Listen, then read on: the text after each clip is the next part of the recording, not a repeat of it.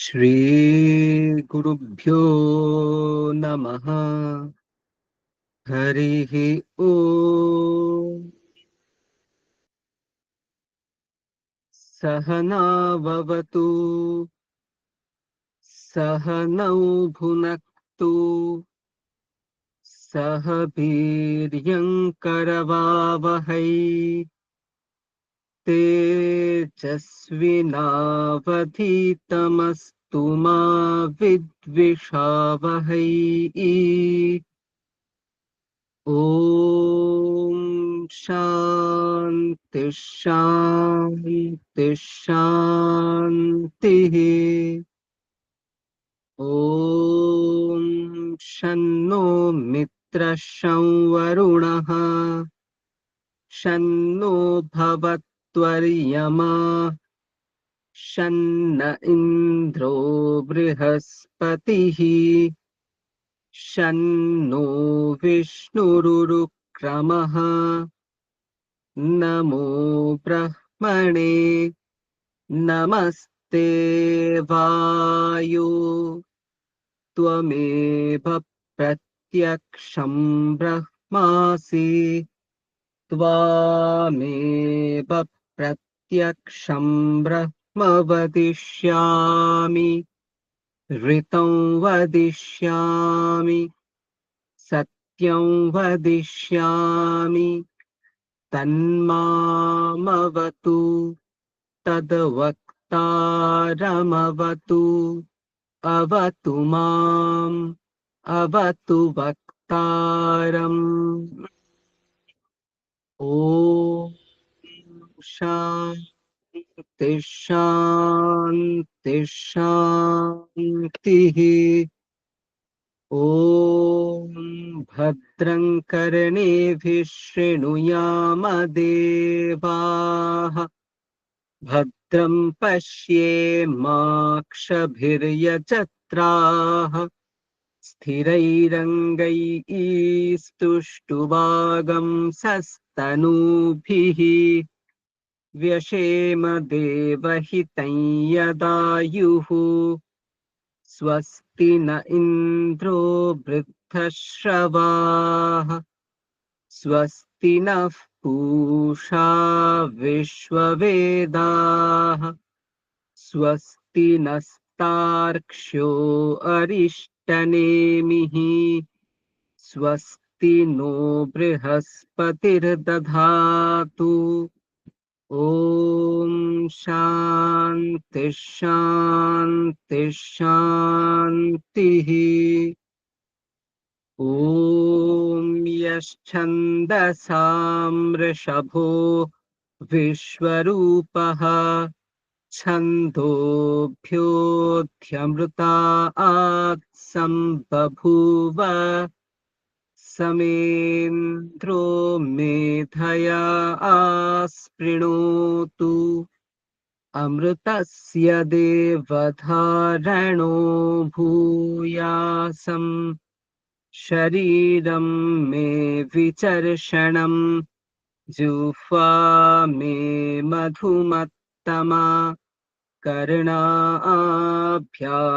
भूरिविश्रुवम् ब्रह्मणः कोशोऽसि मेधया पिहितः श्रुतं मे गोपाय ॐ शान्ति शान्ति शान्तिः। ॐ मधुवातारतायते मधुक्षरन्ति सिन्धवः माध्वीर्नः सन्तोषधीः मधुनक्तमुतोषसि मधुमत्पार्थिवगं रजः मधुद्यौरस्तु नः पिता मधुमान्नो वनस्पतिर्मधुमागम् अस्तु सूर्यः माध्वीर्गावो भवन्तु नः ॐ शान्ति शान्ति शान्तिः। ॐ पूर्णमदः पूर्णमिदं पूर्णात् पूर्णमुदच्यते पूर्णस्य पूर्णमादाय पूर्णमेवावशिष्यते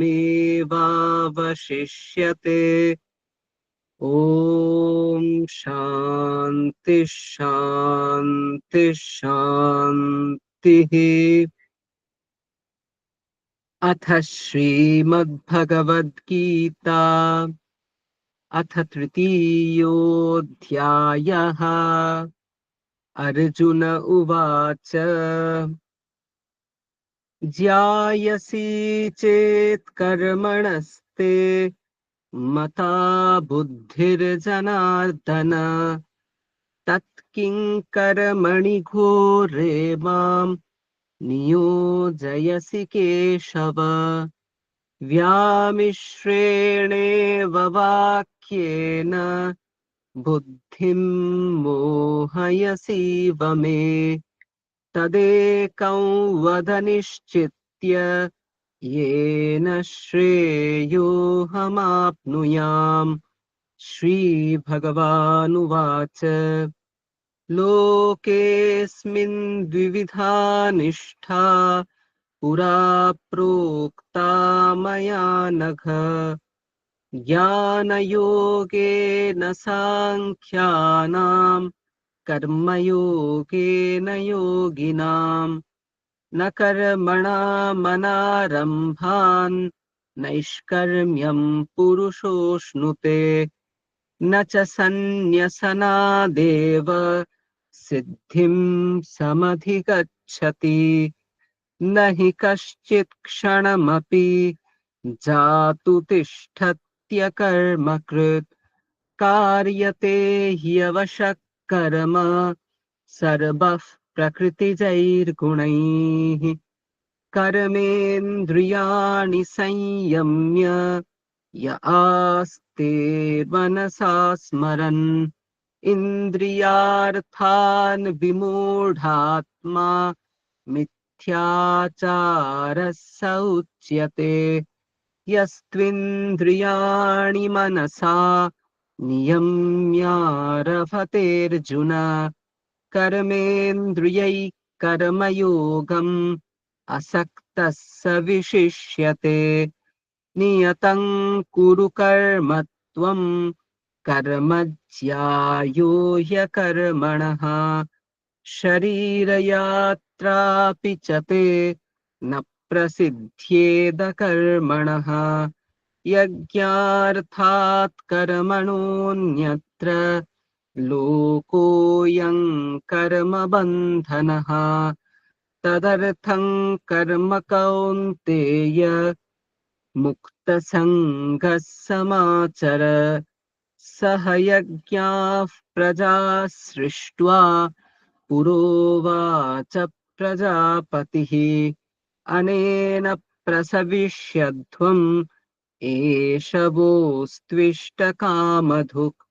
देवान् भावयतानेन ते देवा भावयन्तु वः परस्परं भावयन्तः श्रेयः परमवाप्स्यथ इष्टान् भोगान् हि वो देवा दास्यन्ते यज्ञभाविताः तैर्दत्तान प्रदायैभ्यो यो भुङ्क्तेस्तेन एव सः यज्ञशिष्टाशिनः सन्तो मुच्यन्ते सर्वकिल्बिषैः भुञ्जते ते त्वघं पापा ये पचन्त्यात्मकारणात् अन्नाद् भवन्ति भूतानि पर्जन्यादन्नसम्भवः यज्ञाद् भवति पर्जन्यो यज्ञः कर्म समुद्भवः कर्म ब्रह्मोद्भवं विद्धि ब्रह्माक्षरसमुद्भवम् तस्मात् सर्वगतं ब्रह्म নিত্যং যজ্ঞে প্রতিষ্ঠিতম।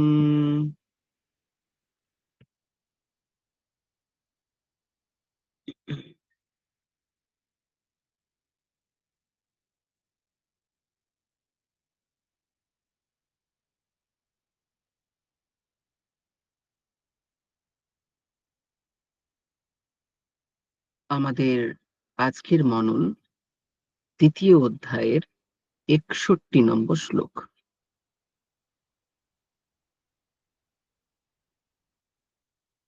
তানি সর্বাণি সংযম্য যুক্ত আসীত মৎপরঃ বশে হি যস্যেন্দ্রিয়াণি তস্য প্রজ্ঞা প্রতিষ্ঠিতা।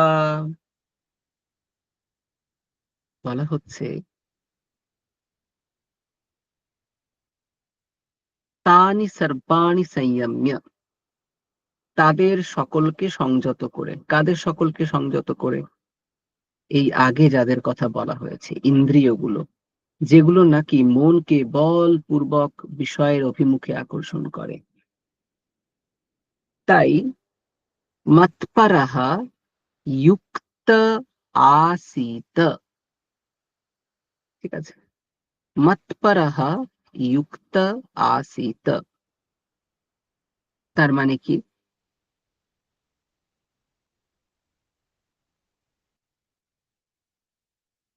যে যোগী সে সমাহিত থাকবে, ঠিক আছে, ইন্দ্রিয়গুলোকে সংযত করে সে সমাহিত থাকবে, মানে মনকে বিষয়াভিমুখে আর ধাবিত করবে না, সে সমাধিমগ্ন হয়ে থাকবে।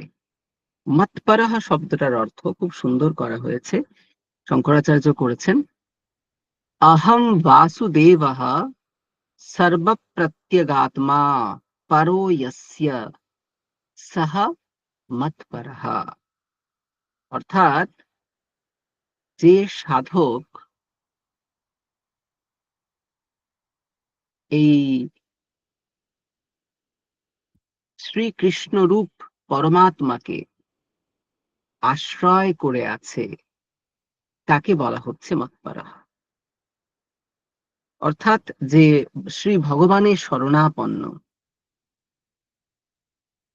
যে পরমাত্মাকেই একমাত্র সত্য, মানে শ্রীকৃষ্ণ রূপ পরমাত্মাকেই একমাত্র আহ আশ্রয় বলে মনে করে, এমন যে যোগী, সেই ইন্দ্রিয়গুলোকে সংযত করে সমাহিত হবে এবং অনুভব করবে যে আমি হলাম সেই বাসুদেবের সাথে অভিন্ন, অর্থাৎ আমি হলাম সেই পরমাত্মা।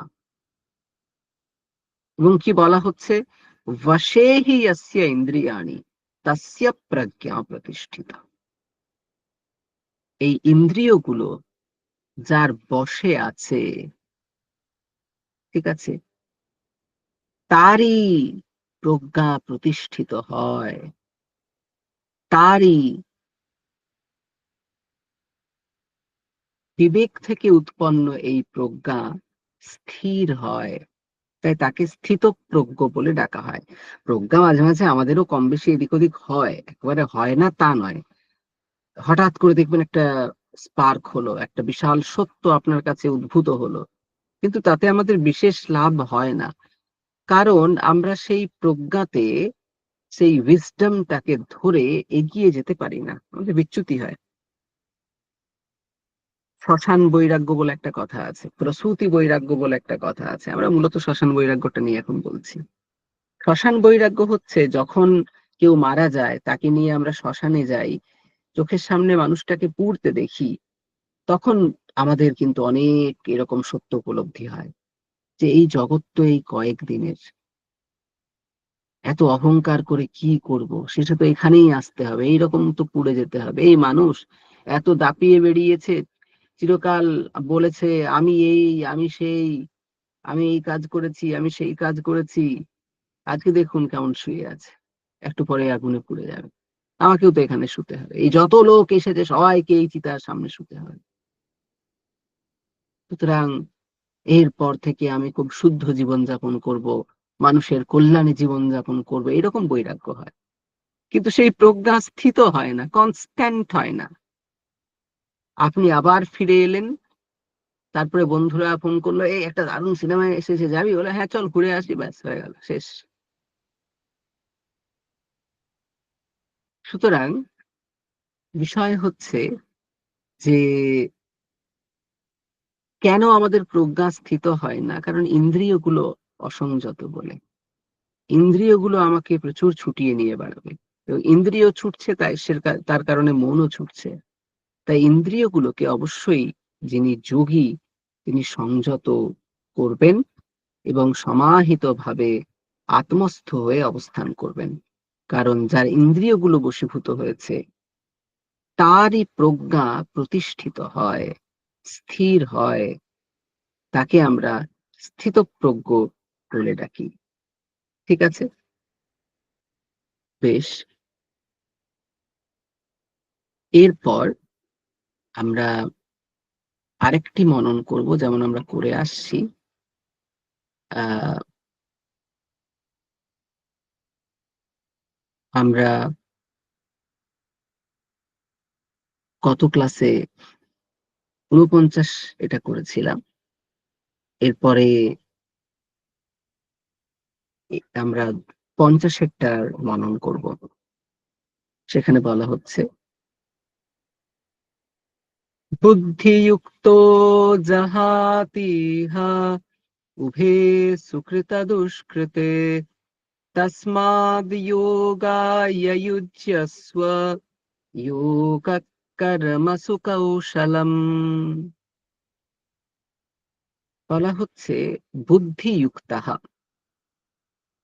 বুদ্ধিযুক্তাহা মানে কি? বুদ্ধিযুক্তাহা মানে হচ্ছে এর আগে যে ধরনের বুদ্ধির কথা বলা হয়েছে, ঠিক আছে, কিরকম বুদ্ধির কথা বলা হয়েছে? না, সামত্ব বুদ্ধির কথা বলা হয়েছে। সিদ্ধি এবং অসিদ্ধিতে সমভাব, জয় এবং পরাজয়ে সমভাব, এইরকম বুদ্ধি, তাকে বলা হচ্ছে, তাকে এখানে বুদ্ধি দিয়ে বলা হচ্ছে। এবং এই রকম বুদ্ধি যখন আসবে সে নিষ্কাম কর্মযোগী হয়ে যাবে। সে ঈশ্বরে অর্পণ করে, ঈশ্বরে কর্মফল অর্পণ করে সে সমস্ত কর্ম আচরণ করবে। তাই বলা হচ্ছে বুদ্ধিযুক্তাহা, এইরকম সমত্ব বিষয়ে, সমস্ত বিষয়ে সমত্ব বুদ্ধি যার আছে, সেরকম বুদ্ধিযুক্ত সে কি করে? যাহাতি ইহা, ইহা এই জগতে পরিত্যাগ করে। কি যাহাতি, কি পরিত্যাগ করে? উভে সুকৃত দুষ্কৃতে। সুকৃত মানে হচ্ছে পুণ্য, দুষ্কৃত মানে হচ্ছে পাপ, এই উভয়ই পরিত্যাগ করে। কারণ যখন আমি নিজেকে কর্মফল ভোক্তা বলে ভাববো, কর্মফলের সঙ্গে নিজেকে কানেক্টেড করব, তখন কর্মফল হিসেবে সুখ আসুক বা দুঃখ আসুক, পাপ আসুক বা পুণ্য আসুক, আমাকে গ্রহণ করতে হচ্ছে। কিন্তু যদি আমি ওই কানেকশনটাই ছেড়ে দিই, তাহলে পুণ্য এবং পাপ, সেই ফল থেকে উৎপন্ন যা কিছু আছে, তা আমাকে স্পর্শ করে না। সেরকম বলা হচ্ছে যিনি সমত্ব বুদ্ধি রাখেন তাকে পাপ বা পুণ্য স্পর্শ করে না, তিনি উভয়কেই অতিক্রম করে যান, উভয়কেই পরিত্যাগ করেন। তস্মাদ যোগায় যুজ্যস্ব। তাই হে অর্জুন, তুমি কি করবে? তুমি কর্মযোগের, নিষ্কাম কর্মযোগের অনুষ্ঠান করো। তস্মাৎ সমত্ব বুদ্ধি যোগায় যুজ্যস্ব। এই সমত্ব বুদ্ধিকে অবলম্বন করে কাজ করো। এই সমত্ব বুদ্ধি এলেই নিষ্কাম কর্মযোগ প্রতিষ্ঠিত হবে। বলা হচ্ছে এই নিষ্কাম কর্মযোগের অনুষ্ঠান করো। কর্মের ফল কামনায় জর্জরিত হয়ে কর্ম আচরণ করো না। কর্মের ফল ঈশ্বরের চরণে অর্পণ করে কর্ম আচরণ করো। এবং যোগহা কর্মসু কৌশলম, এটা খুব ইম্পর্টেন্ট। যোগহা কর্মসু কৌশলম।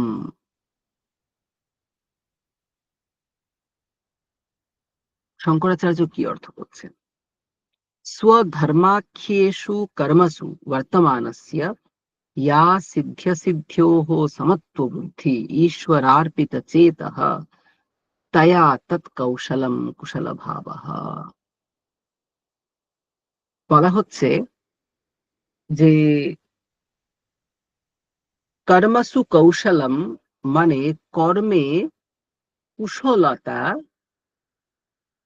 সেই কর্মে কুশলতা কিভাবে আসে? এই যোগের মাধ্যমে আসে। যোগই হচ্ছে কর্মের কুশলতা।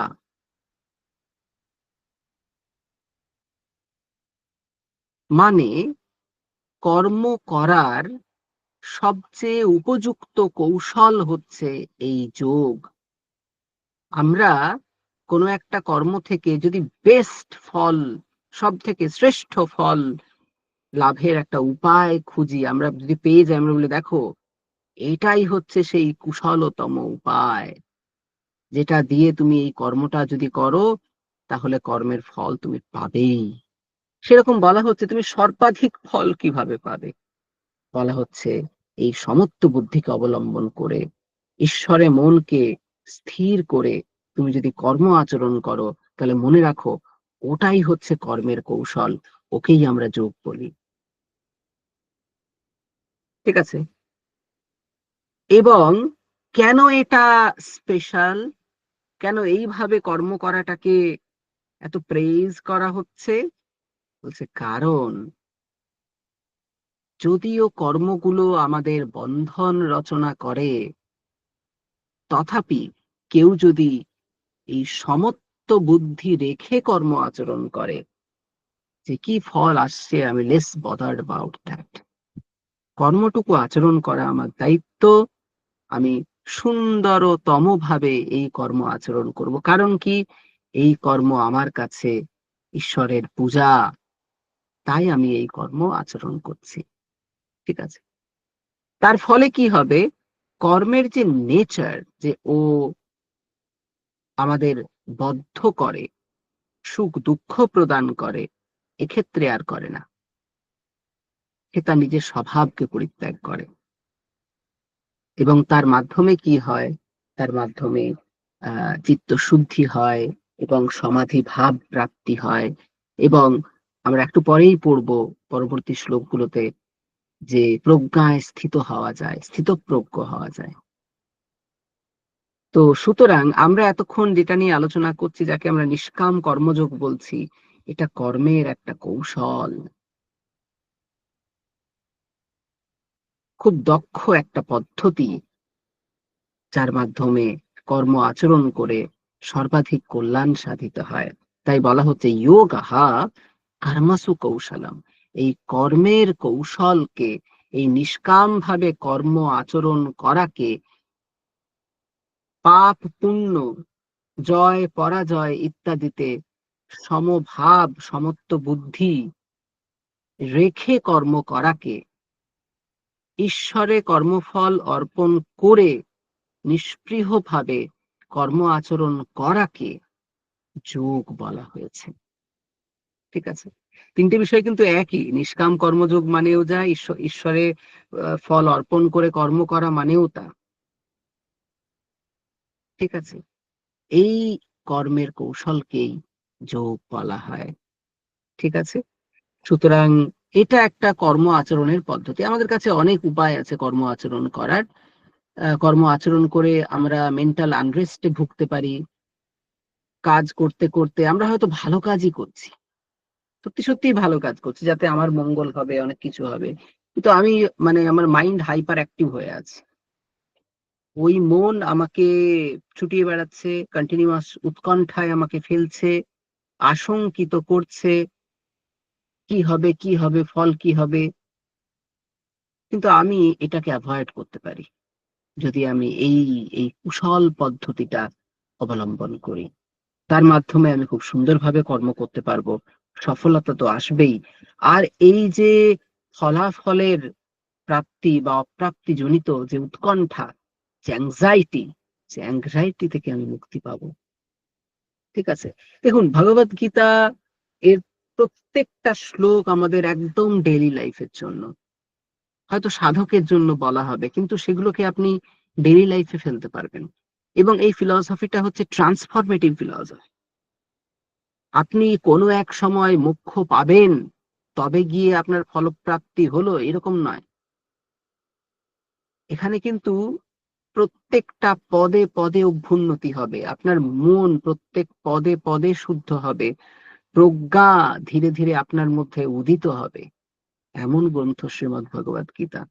তো আমরা সকলে এটি আলোচনা করার সৌভাগ্য পেয়েছি। আমরা সকলেই কৃতার্থ। আহ আমি আর দীর্ঘায়িত করব না। আপনারা এগুলোকে যদি জীবনে প্রয়োগ করতে পারেন এবং আপনাদের জীবন সুন্দর হয়, তবেই শ্রীমদ্ ভগবত গীতা মনন সার্থক হবে। বেশ, এরপরে আপনারা প্রাত্যহিক ধ্যান, জপ, শরীরচর্চা ইত্যাদির মাধ্যমে আজকের সুন্দর দিন শুরু করুন। সকলকে সুপ্রভাত।